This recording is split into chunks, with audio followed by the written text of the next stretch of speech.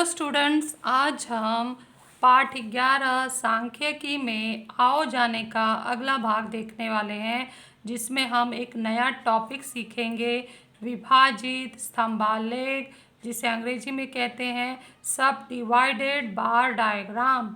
लेकिन इससे पहले आप कक्षा 7वीं में संयुक्त स्तंभालेख पढ़ चुके हो। संयुक्त स्तंभालेख में एक साथ आलेख पर दो दो स्तंभ बनाए जाते हैं और दो दो घटकों की जानकारी अलग अलग दी जाती है दो स्तंभों की सहायता से। तो ऐसे बने हुए आलेख को हम संयुक्त स्तंभालेख कहते हैं।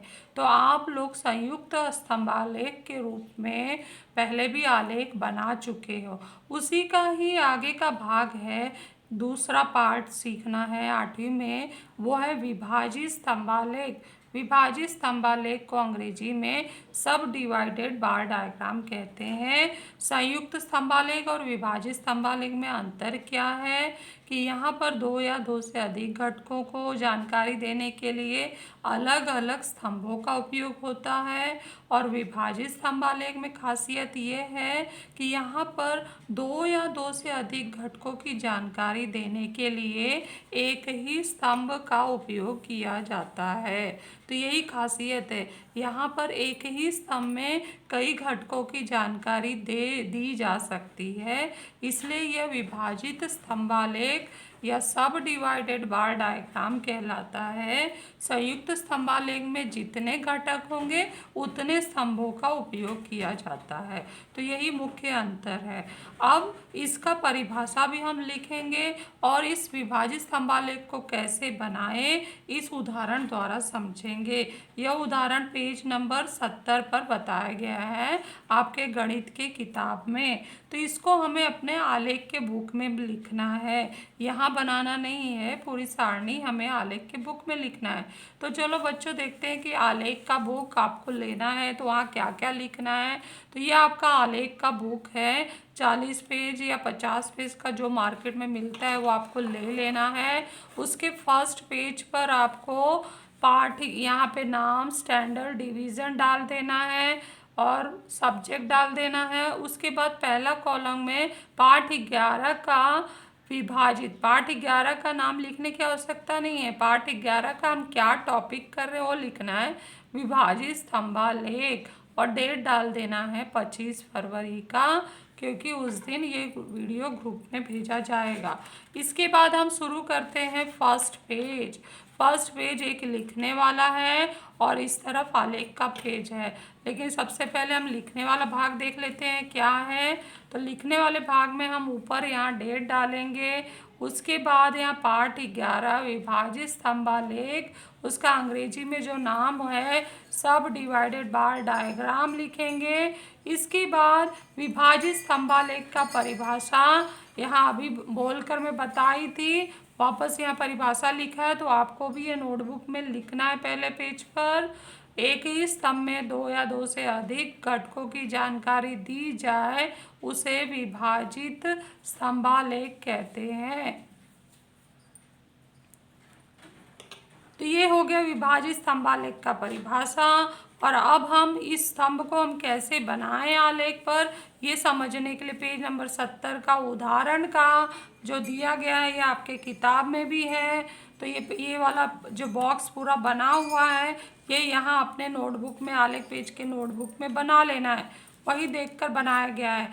गांव है, गांव का नाम दिया है इटलापुर, धनाड़ी, करमाबाद, और उसके बाद जो हमारे दो स्तंभ बनने वाले हैं, जो इसके अलग अलग हम चिन्ह दर्शाएंगे, वो है पुरुषों और स्त्रियों का।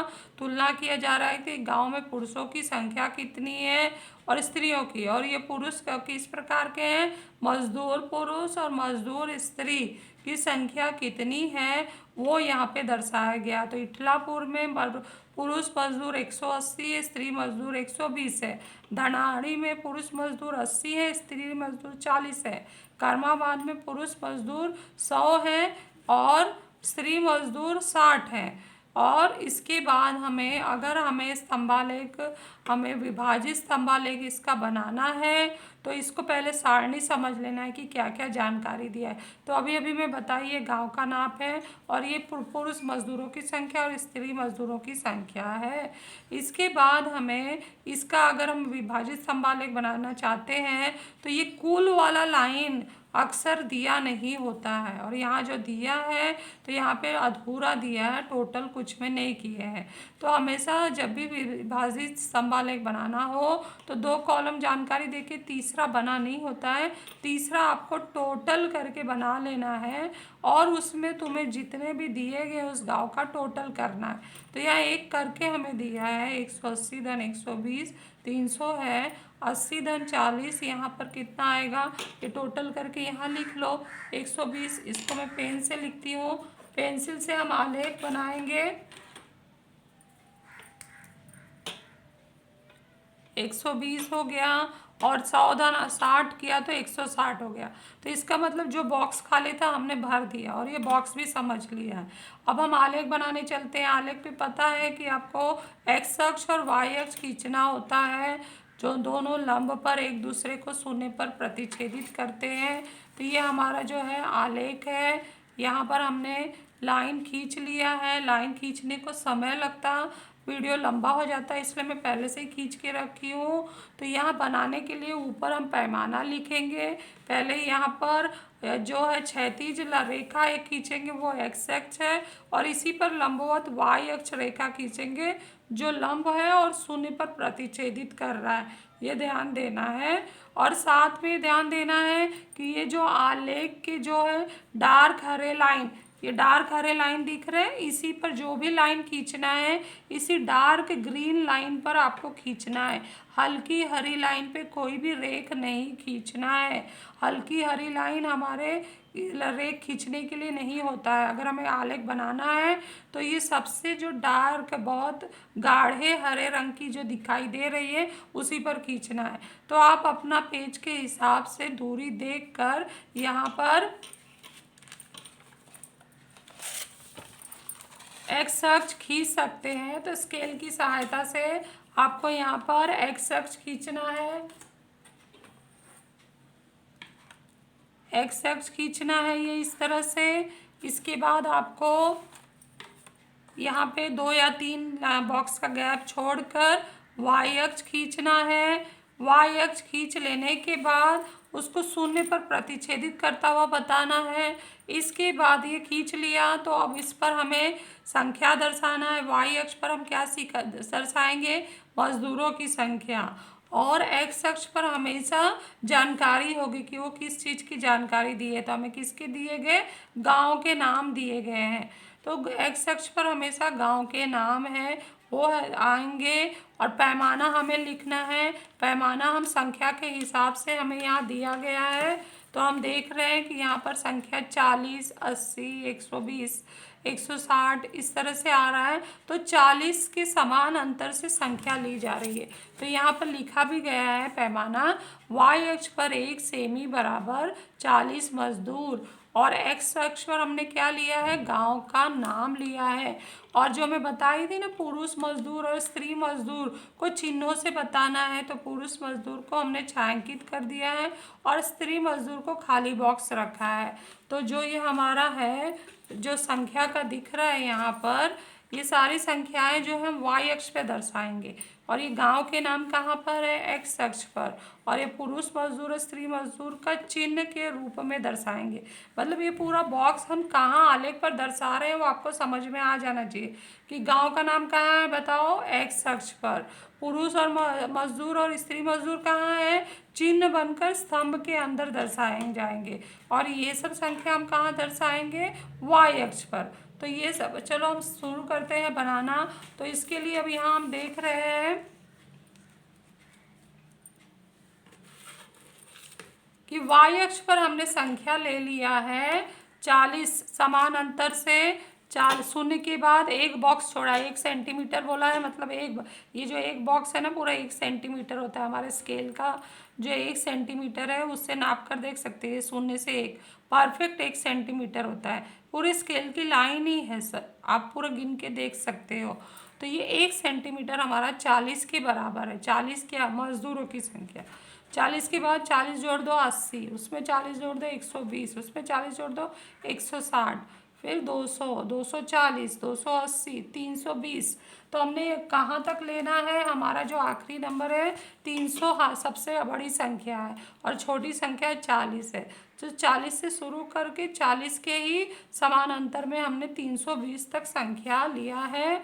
और उसके बाद हम क्या करेंगे, संख्या को दर्शाएंगे। इसमें दर्शाने के लिए यहाँ पर पहले हम गांव का नाम निर्धारित कर लें। तो यहाँ पर देखो 2 सेंटीमीटर का गैप देकर इठलापुर के गांव का निशान, स्तंभ खड़ा करने के लिए यहाँ जगह मैंने बना दिया है।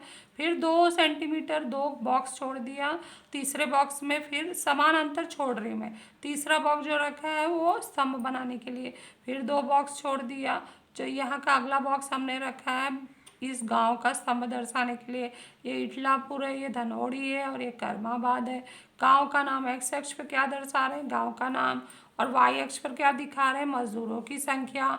तो इटलापुर में जो हम संख्या देख रहे हैं वो इटलापुर में कितनी है, तो इटलापुर में हम देख रहे हैं कि 180 जो है पुरुष मजदूर है, 120 स्त्री मजदूर, टोटल 300 है। तो सबसे पहले क्या करना है आप लोगों को, टोटल जो संख्या है ना उसका स्तंभ खड़ा कर देना। हमेशा याद रखो जो हमने टोटल किया है, तो हमारा पहला टोटल क्या आया है, 300 आया है। तो 300 यहाँ 280 है और ये 320 है, तो ये पूरा 40 का है। तो इसका जो आधा भाग होगा वो 20 का होगा, 40 का आधा 20, तो मतलब यहाँ पे 20 बढ़ रहा है। तो 280 में 20 जोड़ देंगे तो कितना हो जाएगा, 300। तो इस बॉक्स में पांचवी जो लाइन दिख रही है, वो जो हल्की लाइन में भी थोड़ी सी डार्क है, वो हमारी 300 की लाइन हो जाएगी। यहीं पर हम क्या खींचेंगे, बॉक्स बनाने के लिए लाइन, एक स्तंभ खड़ा कर देंगे। इठलापुर का स्तंभ खड़ा कर देते हैं। जो टोटल की संख्या है ना बच्चों वही काम आती है। तो ये हमने 300 का संख्या खड़ा कर दिया। उसके बाद हमने देखा कि पुरुष मजदूर कितने हैं, 180 हैं। तो 180 देखते हैं कहाँ पर आ रहा है, तो ये 40 है, ये 80 है, 120 है, 160 है और ये 200 है। तो ये पूरा 40 है, तो 40 का आधा करेंगे 20, 20 को मिला देंगे 160 में, तो 160 और 120 180 हो गया, यानी ये पांचवी लाइन हमारी 180 की है। तो यहाँ पर आकर स्केल से निशान लगा देना है 180 का, और ये पूरा 180 कितने हो गए, हमारे पुरुष मजदूर हो गए। तो पुरुष मजदूर को हमने चिन्ह किया है, छायांकित करने के लिए इस तरह से लाइन बनाया है। तो इसको इस तरह से छायांकित कर देंगे। आपको हाथ से लाइन सीधी नहीं जा रही तो स्केल का उपयोग कर सकते हो। तो ये हमारे पुरुष मजदूर हो गए, और जो बचा हुआ भाग है वो हमारा बचा हुआ 120 आ रहा है। देख सकते हैं हम, ये पूरा 120 तक जा रहा है। तो ये हमारे जो है 120 क्या है, 180 में 120 मिलाएंगे तो 300 होता है। तो ये पूरा भाग 120 है, और 120 कौन है, स्त्री मजदूर है, और स्त्री मजदूर का हमारा क्या है, खाली भाग है। तो इसका मतलब है हमारा इटलापुर का गांव पूरा हमने दर्शा दिया है। नेक्स्ट हम चलते हैं, कौन सा गांव दर्शाएंगे, धनौड़ी। और धनौड़ी का क्या टोटल हमने निकाला था, 80 और 40, 120 लिखा था हमने उस बॉक्स में। तो 120 हम दर्शाते हैं। 120 कहाँ आएगा, 120 देखो परफेक्ट यहाँ लाइन खींचा ही है। तो अपने जगह पे चले जाओ, जहाँ पे स्तंभ बनाना है वहाँ पे 120 का निशान लगा दो और स्तंभ खड़ा कर दो। और उसके बाद देखो पुरुष मजदूर कितने हैं, पुरुष मजदूर कितने हैं, इसमें 80 है। तो 80 हम दर्शाते हैं, तो 80 का लाइन भी ऑलरेडी यहाँ पर निशान बना हुआ है, तो उसी से मिलता जुलता हम 80 बनाएंगे। और पुरुष मजदूर को हम छायांकित किए हैं यहाँ पर, तो उसको छायांकित कर देंगे। तो बचा हुआ हमारा जो 40 भाग है वो किसका हो जाएगा, स्त्री का। तो हमने धनौड़ी का भी पुरुष मजदूर स्त्री मजदूर दर्शा दिया है। अभी कर्माबाद का हमें दर्शाना है। तो कर्माबाद का हमारा टोटल संख्या कितना है, 100 और 60, हमने 160 किया था। तो 160 पर जाते हैं और पूरा स्तंभ टोटल का बनाते हैं। तो ये हमारा 160 है और ये हमारा यहाँ पे स्तंभ बनाना है। तो 160 का लाइन खींच दिए और एक स्तंभ खड़ा कर दिए। स्तंभ खड़ा करने के बाद उसमें हम पुरुष मजदूर दर्शा देते हैं। पुरुष मजदूर कितने हैं, यहाँ पर 100 हैं। तो 100 कहाँ पर आएगा बच्चों, देखो ये 80 है, 120 है, इसका आधा करेंगे तो 20 यहाँ आएगा, 80 में 20 जोड़ दो 100 आएगा। यानी 80 के ऊपर पांचवी जो लाइन है, 80 के ऊपर पांचवी लाइन को हमने 100 बता दिया है और फिर उसको हमने छायांकित कर दिया। और इस तरह से बच्चों हमारा ये जो है पहला उदाहरण बनाकर यहाँ पर हो गया। ये हमारा उदाहरण वाला है, इसमें पुरुष मजदूर स्त्री मजदूर हमने दर्शा दिया है। तो उदाहरण आपको आप स्क्रीनशॉट ले लीजिए, ये ऐसे ही हमें बनाना है इसका आलेख। तो ये हमारा पहले उदाहरण का आलेख बन चुका है जो किताब में बना के दिया है, उसको वो हमने आलेख में बनाया, इसका भी स्क्रीनशॉट ले लीजिए। ये हमने टोटल किया है सारणी बनाकर। अब हम नेक्स्ट हम अपने 11.2 के क्वेश्चन पे चलते हैं, नंबर 1 का। तो नंबर 1 का क्वेश्चन आपने ध्यान दिया कि किताब में आलेख बनकर आया है। तो किताब में आलेख बनकर आया है तो ऐसे ही एग्ज़ाम में भी आलेख छपकर आएगा। तो एग्ज़ाम में जो आलेख छपकर आता है वो बनाया नहीं जाता है। तो इसलिए बच्चों उस किताब का हम पहले क्वेश्चन का आलेख नहीं बनाएंगे। तो इस आलेख पेज को ऐसे कट कर देना। 11.2 के प्रश्न 1 का आलेख दिया गया है, उसे बनाना नहीं है, तो यहाँ नहीं बनाना है। लेकिन यहाँ पर उसके सामने क्वेश्चन 1 के प्रश्नोत्तर लिखने हैं और आलेख का पूरा निरीक्षण करके प्रश्नों का उत्तर लिखना है। तो आलेख का निरीक्षण हम इस किताब में करते हैं, आपको किताब पढ़ना अच्छे से। तो किताब में क्या दिया है उसको हम पढ़ते हैं। किताब में दिया है कि जो y अक्ष है वो बचत है रुपयों में और ये x अक्ष पर 1 2 3 4 5 लोगों का नाम है, सविता, सरोज, वर्षा, मेघा, वैशाली। 5 लड़कियों का नाम है। ये x अक्ष है, ये y अक्ष है, y अक्ष पर रुपयों है, बचत कितने की है। और नीला रंग दर्शा रहा है अप्रैल महीने में कितना बचत हुआ है। इसको निरीक्षण करके याद रख लो कि ये नीला रंग अप्रैल महीने का है और ये जो खाली रंग है ये हमारा क्या है, वो खाली रंग हमारा जो है मार्च महीने में, खाली जहाँ पे रंग नहीं दिया है मार्च महीने में बचत किया उसका है। तो पूरा आलेख हमने पढ़ लिया है और अंतर पैमाना भी यहाँ पर दे दिया है। एक सेमी हमारा 200 200 के अंतर पर है, ये 200 400 600 800 1000। ये y अक्ष है, y अक्ष पर रुपए दर्शाए गए हैं बचत के, x अक्ष पर नाम दर्शाए गए। तो पूरा आलेख हमने निरीक्षण कर लिया, ध्यान से देखा जो मैं आलेख के बारे में बताई। तो ये कहीं भी लिखा नहीं हुआ है बच्चों। तो इसको हमने क्या किया, सिर्फ पढ़ा इसको अच्छे से, क्या क्या लिखा है अच्छे से इसका निरीक्षण कर लिया। निरीक्षण करने के बाद जो जो प्रश्न दिया है ना उसको हम देखेंगे और यहाँ से ढूंढेंगे। तो यह आकृति किस प्रकार के स्तंभालेख की है। तो ये हमारी जो आकृति किस प्रकार का, कौन सा स्तंभालेख है, क्या ये संयुक्त स्तंभालेख है या विभाजित स्तंभालेख है। तो हम बोलेंगे ये संयुक्त नहीं है क्योंकि इसमें 2 स्तंभ नहीं दिखाई दे रहे हैं बल्कि 2 घटकों की जानकारी एक ही स्तंभ में दी है। तो इसलिए ये कौन सा स्तंभालेख है, विभाजित स्तंभालेख है। तो विभाजित स्तंभालेख है तो इसका उत्तर हम यहाँ पर लिखेंगे जो हमने इस आलेख बुक में दिया है, आलेख बुक में लिखा है क्वेश्चन। तो यहाँ पर बच्चों पहला क्वेश्चन लिख लिया है तो उसका आंसर यहाँ पे लिखिए विभाजित स्तंभालेख। आप लोगों को ना एक एक क्वेश्चन लिख के ऐसे लाइन छोड़ लेना है, फिर किताब उठाकर उसका निरीक्षण करना है और उत्तर लिखते जाना है। फिर अप्रैल महीने में वैशाली की बचत कितनी है। तो ये क्वेश्चन का उत्तर तो मुझे ऐसे नहीं आएगा, मुझे आलेख देखना होगा।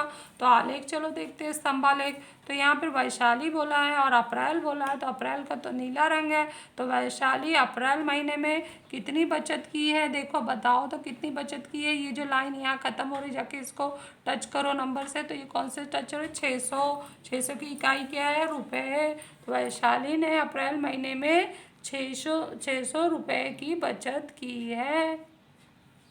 सरोज की मार्च तथा अप्रैल महीने का कुल बचत कितना है। तो सरोज का हमें देखना है। तो सरोज का यहाँ हम देखें अप्रैल महीने का, यहाँ पर ये जो कुल बचत पूछा है तो अप्रैल और मार्च मिला दो तो कुल बचत कितना आ गया सरोज का, 800 रुपये का।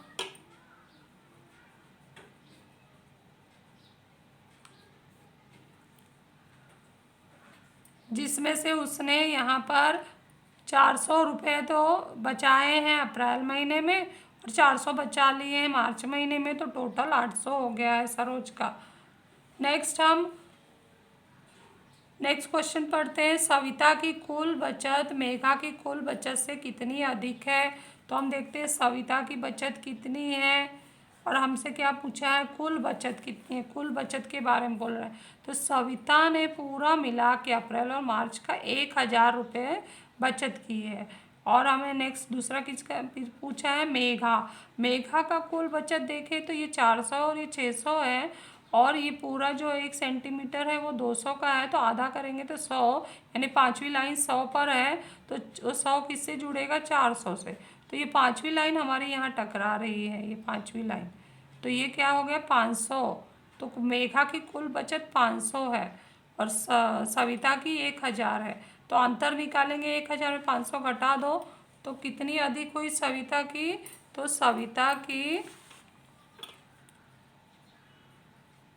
सविता ने कुल 500 रुपये अधिक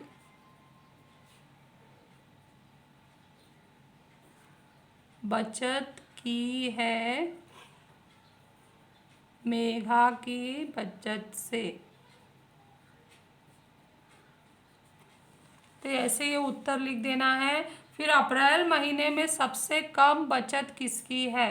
तो अप्रैल महीने में सबसे कम बचत किसकी है? तो देखो चेक करो, अप्रैल महीने में नीला रंग से दिखाया गया है, ये अप्रैल का, ये भी है, ये भी है। तो ये सबसे नीचे जा रहा है, ये सबसे ऊपर जा रहा है यहाँ पर। तो सबसे नीचे कौन आ गया, मेघा। तो मेघा अप्रैल महीने में सबसे कम बचत की है, तो यहाँ पे हम लिखेंगे मेघा। तो इस तरह से बच्चों इसका भी स्क्रीनशॉट ले लो और बाकी अन्य 2 विभाज्य स्तंभ आलेख अगले वीडियो में हम देखेंगे। अच्छे से इसको बनाना, साफ सुथरा बनाना, कोई मिस्टेक नहीं करना। Thank you.